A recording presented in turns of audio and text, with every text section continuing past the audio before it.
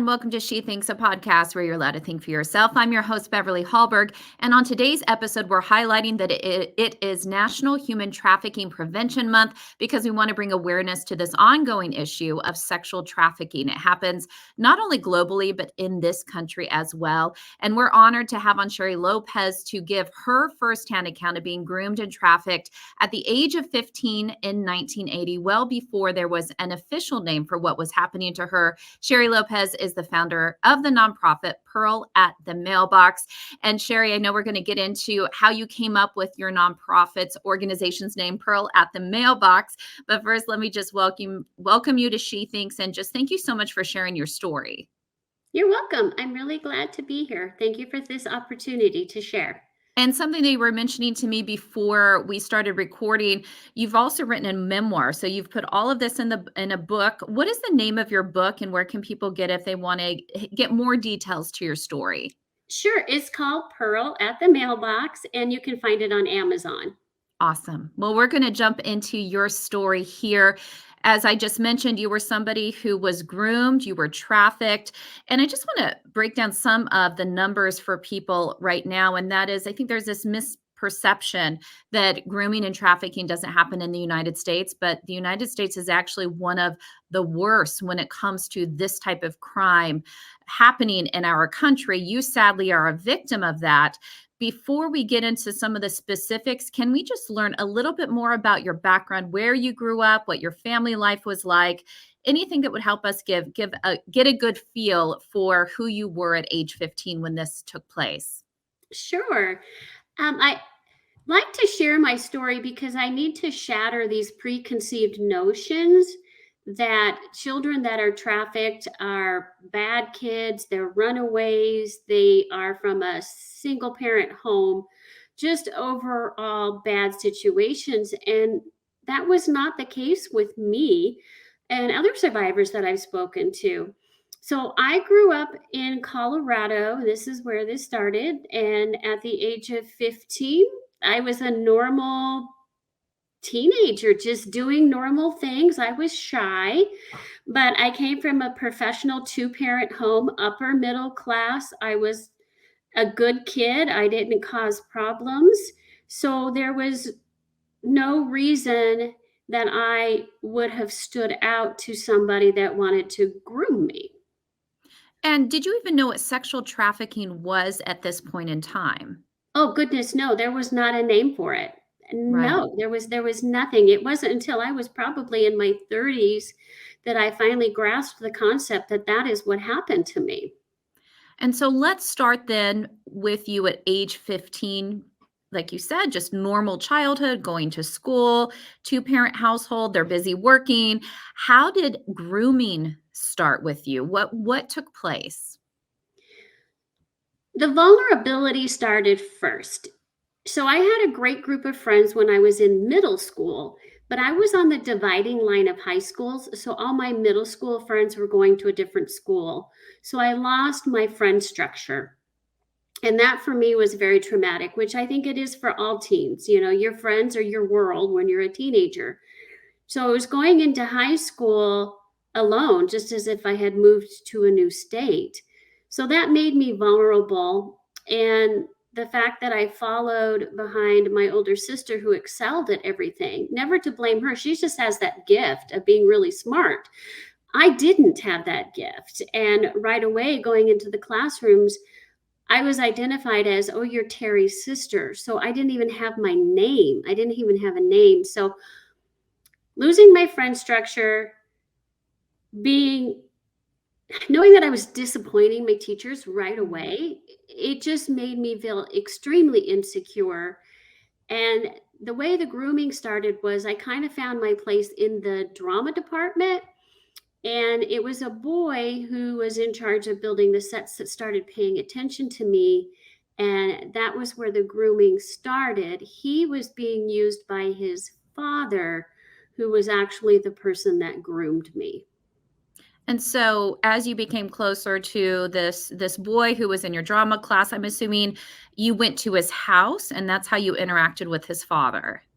Yes. So my grooming period was 3 months. So somebody who is intent on grooming for the purpose of trafficking will take their time until they get the child in the right situation and has manipulated them enough that they don't have a way out.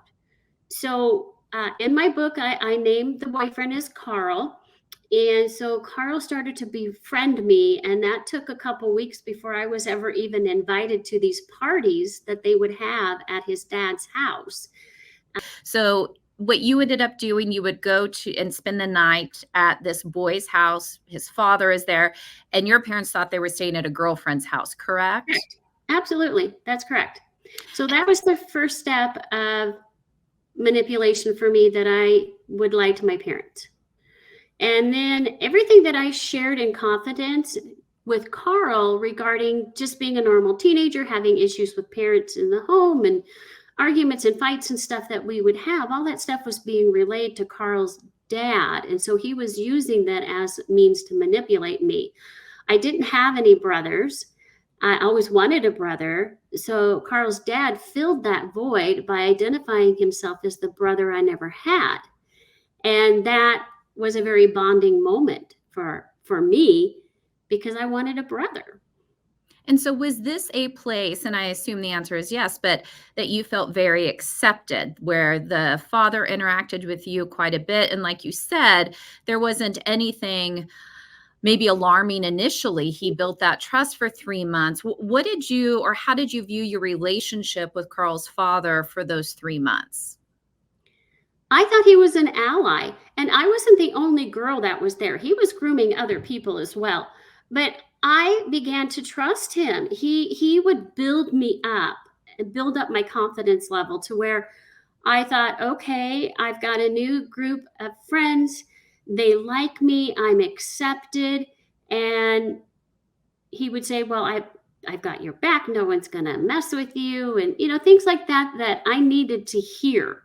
And would, they were like my allies. And Carl's dad did not come across as a parent figure. He came across as a friend figure. And so how often would you go over to the house after school? How often would you spend the night? How often were there men there other than Carl and his father? Well, there were men there all the time. In the beginning, I would go a couple of hours during the grooming process, that 3-month period. Sometimes I would go for just a couple of hours, come home, stay the night, and then I would be asked to stay the weekend. And then once it got to the point where it changed from, oh, we're your friends and allies and the brothers you never had, now it was expectations, you better perform. In the beginning, I was being drugged. I would have stuff put in wine coolers that I would drink. And then there was one time I woke up and I was being assaulted, but I was restrained. So there's nothing that I could do to fight back. And everything that was happening to me was being videotaped. So that was blackmail to keep me compliant and complicit with what their expectations was. And remember, back in that day, there was no way I could tell anybody what was happening to me, let alone I couldn't even understand it myself. I didn't know anything about sex. It wasn't something that was talked about in my home. I didn't understand it. I just knew that I was being hurt and I was being violated in a way that I didn't want to be, but I had no one to talk to. And so correct me if I'm wrong, but it sounds like what you're saying is the 3-month mark, it wasn't that you were even asked by these men to perform sexual acts on them. It was they at the 3-month mark started drugging you. And so Yes. there was no, you weren't even saying I don't consent. You were just being drugged and raped at that time. Is that correct? That's correct. At the end of that 3-month period. During the 3-month period, it was the introduction of sexual material too. There would be pornographic, at that time it was like VHS tapes being played. There were nude magazines around the house. The other girls that had already begun being trafficking started wearing less clothes around the house, which was very confusing to me. I didn't understand what was happening. But it's very frightening when somebody that you've built a bond with, who seems to be very friendly towards you, and all of a sudden becomes this really mean, violent person. you become very submissive and you comply because you're told not only would I get hurt, but I was told that the videotapes would be shown to my family and my parents would lose their jobs and we would be homeless. And at the age of 15, the only thing that I could visualize as homeless was living on the train tracks. That's the Yeah. only thing. So I thought that what would be what happened. And so when I would push back after these rapes would start, and in the beginning, yes, I was drugged, but eventually it got to the point where I refused the drugs and I learned how to separate my mind from my body and just gained a huge pain tolerance. That's how I coped. And I just got to the point where I would try to fight back, but then messages would be sent to me like my parents' cars were egged. They let my dog loose, but the flat tires at our house. So I knew what those messages meant. So I needed to comply. Was there any time where you almost told your parents or told a friend, told your sister? Was there a point in time where you considered it, or the fear was so great that it wasn't even a thought in your mind to tell someone? No, I never thought about it. I felt not only fear, but a tremendous amount of shame and still not really grasping what was happening to me. I didn't have a way to define it to myself. There was no way I could define it to anybody else. I knew that if I did share, I would be labeled as a bad kid. Right, It would be my fault. And there was no way I could take that on. I was barely coping what was happening to me. right. It got to the point where I would go to school Monday through Friday. I did graduate. I would be trafficked on the weekends and over the summer. What about your relationship with the young boy, Carl? Did he ever talk to you about this? Was he dealing with fear and shame as well?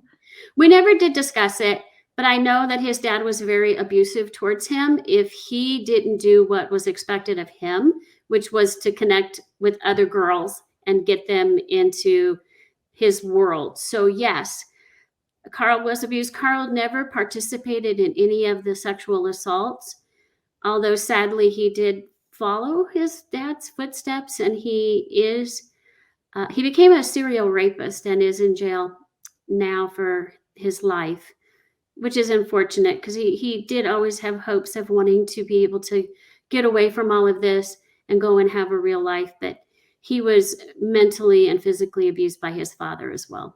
And so for these 3 years that this took place, did your parents notice anything about you? Friends, teachers? Did anybody ask you if you were okay? Sometimes my friends would ask me if I was okay because what I started to do was isolate myself. That was the only way I could cope. I would go into my bedroom and that's where I would hang out. I'd go have dinner. We'd have our generic conversations like most families still do now. And all the kids go off and do their own thing. Um, and sometimes, my friends that I did have, which were just a handful of people, I didn't trust anybody. And I certainly didn't want any of the people that I hung out with to possibly be brought into this situation. So I never told. Right. Uh, yeah. And so when I became 18, my mother had asked me if I was going to go to college. And I said no, because I was thinking, how am I going to be able to cope with college when I'm just barely coping with everything else? And my mother had gotten injured from the time that I started. She got injured while I was in high school and got addicted to pain medicines. So my mother changed just in who she was in general. So my mother had asked me, well, you're going to go to college? And I said, no. So she says, okay, you're an adult. You need to move out. Well, March is the month of my birthday. May was when I was going to graduate high school. And I said, okay, so that gives me time to figure out where I'm going to go. But then my mother came back to me and told me that I had to move out that weekend.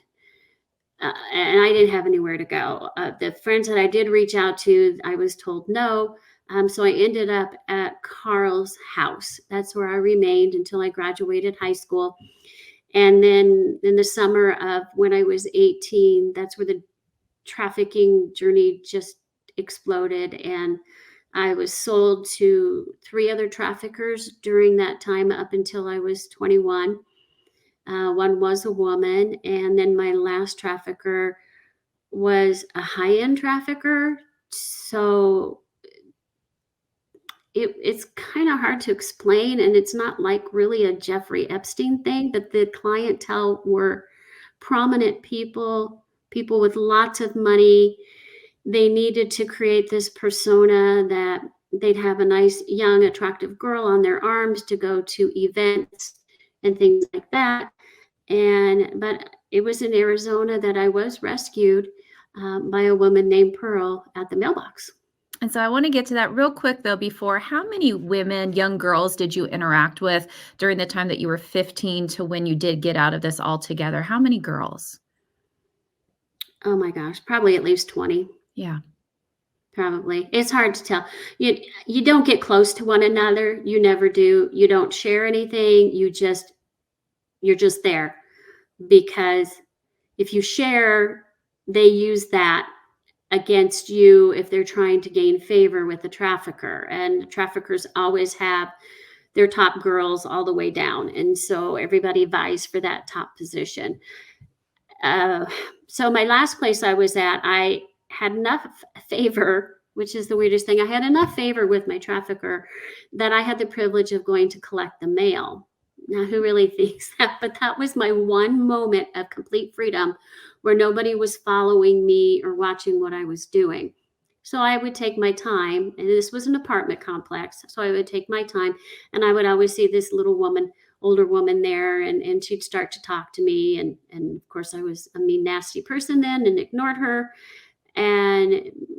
But over time, just her continuous presence and her calm nature gave me the sense that I could trust her. And so she started talking to me, and she would say, "Honey, I know something's wrong. When you're ready to go, I'll take you." And I thought, okay, I'm already dead. I'm just a walking shell of a human being. I'm dead. This is my life. I don't know how to get out of it. And beatings and, having guns to your head, and they're misfiring, I try not to focus on that stuff so much. Yeah. I really focus more on the grooming aspect, because that's where we have a chance to save our children. Right. Uh, but Pearl was always at the Mailbox. And so I did have a rough beating because a customer was not satisfied with my service, which is disgusting to say, but that's the reality of what trafficking is about. This trafficker's beatings were different because he never wanted to leave physical marks on the body. So there would be clothespins put on the lips. You'd be submerged in water until you pass out, hot showers, cold showers, any type of intense pain without marks. So I'd had one of those, and I saw Pearl at the Mailbox, and she said, "Honey, are you ready to go with me?" And I did. I just walked away with her. I had lost so much hope that I figured there was nothing worse than what I was already experiencing. So why not walk away with this lady who's tiny, looked frail, who I felt I could overpower if I needed to? Yeah. So I did. I walked away with her. Where did she take you? You know what? I don't know. Hmm. There was a point, I know I went to a church. I know I was at a church. There was a point after she rescued me that I think my brain was able to shut down because I knew I was finally safe. There are years from that point on, I don't remember. I do not remember what happened in my life. And I guess that's just God's way of protecting me. Yeah. I don't need to remember it. Right. It's a grace to not remember it all. Absolutely. I will get to what do parents need to know? How do we protect kids from this? I know that's why you speak out so that other children don't experience what you did. How has your healing journey been? What does that look like? Where are you today on the healing process? Anything you can share? Yeah, I find it funny, truthfully, when people use the word healing, because if you I see it as, okay, you've got a wound on your arm, you put a band-aid on it, you remove it, and there's new skin there. Healing from trafficking is a lifelong journey. It never goes away. What you do is you learn to live with it. Hmm. As I've gotten older, I've had to relive a lot of my trafficking experiences because of the damage that has been done to my body. To date, I've had 12 surgeries to repair damage. So every time I go in and I prepare for a surgery, I remember these assaults. I remember the trauma. I remember why I'm having to be in this situation. So it doesn't go away. You just learn how to live with it. And that's another thing I need people to understand, that if somebody becomes trafficked, it's a lifelong sentence in a way. You are just sentenced to trauma for the rest of your life. You manage it, you get help. You have people that teach you how to stay away from things that trigger you or upset you. Because this day I still have them. There's certain things in certain places that I just cannot go. Do you find that sharing your story has been part of your therapy in working through the pain and the hurt? Yes and no. It's very interesting. Yes, because I am determined to do everything I can to prevent one child, one child from walking through the path that I did, because I don't want a kid to innocently fall in the trap and go through the endless amount of pain. And then on the other side, it's hard too. It pertains to sex, which is a subject that people are very uncomfortable with. And yes, there's times that I don't want to talk about it. But yet, when I get on a stage or I stand up in front of somebody, God just gives me that boldness and that grace to say, this is what you need to say. I never read a script. I never do. I just stand up there and say, Lord, what do you want me to share with these people? And then that's what comes out of my mouth. And then what I learned to do is I just usually, if I can, the next day is just self care. Veg, watch TV, hang out with my dog, eat ice cream, whatever I need to do to give myself some love. Yeah.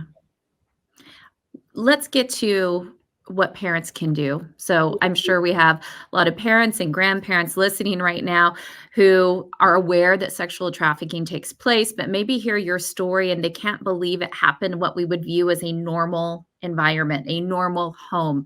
What are some of the signs that parents need to look out for with their own kids? And how does the social media sphere, the technology, the digital side of this play such a factor these days as well? Right.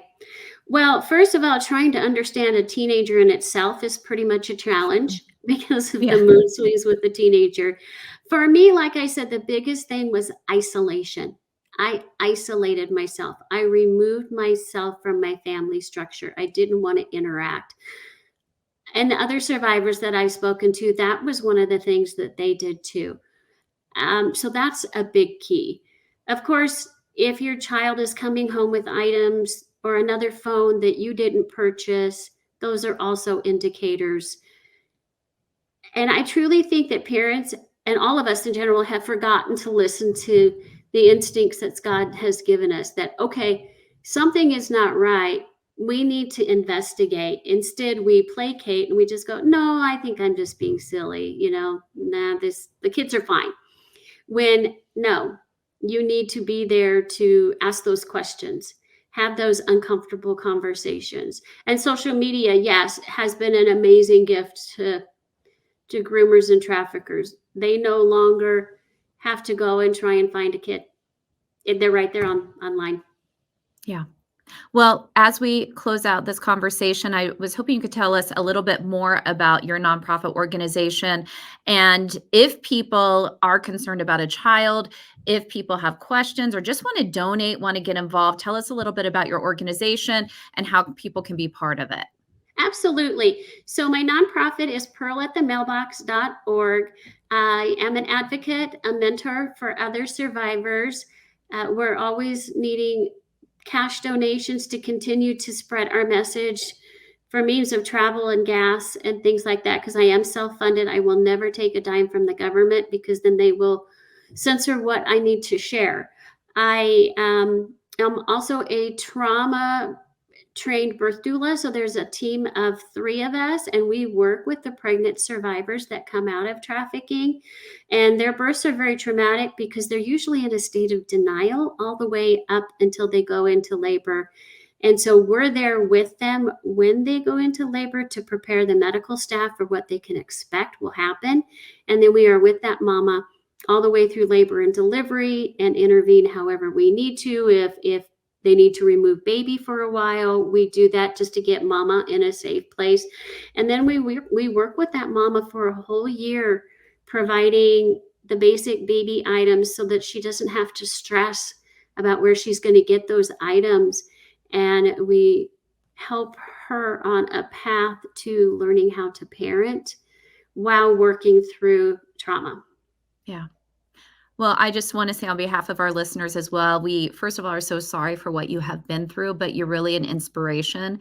Thank you for boldly sharing your story here and sharing it on the stage and so many different events, and also for all your work helping other young women, also boys who were sexually trafficked as well. And we just wish you so much grace and blessing with this organization. And as you continue to work through the trauma that you've experienced, Sheri Lopez with Pearl at the Mailbox, thank you so much for joining us. You're welcome. And thank you all for joining us. Before you go, IWF does want you to know that we rely on the generosity of supporters like you. An investment in IWF fuels our efforts to enhance freedom, opportunity, and well-being for all Americans. So please consider making a small donation to IWF by visiting iwf.org/donate. That is iwf.org/donate. Last, if you enjoyed this episode of She Thinks, do leave us a rating or a review. It does help. And we'd love it if you shared this episode so your friends can know where they can find more She Thinks. From all of us here at IWF, thanks for watching.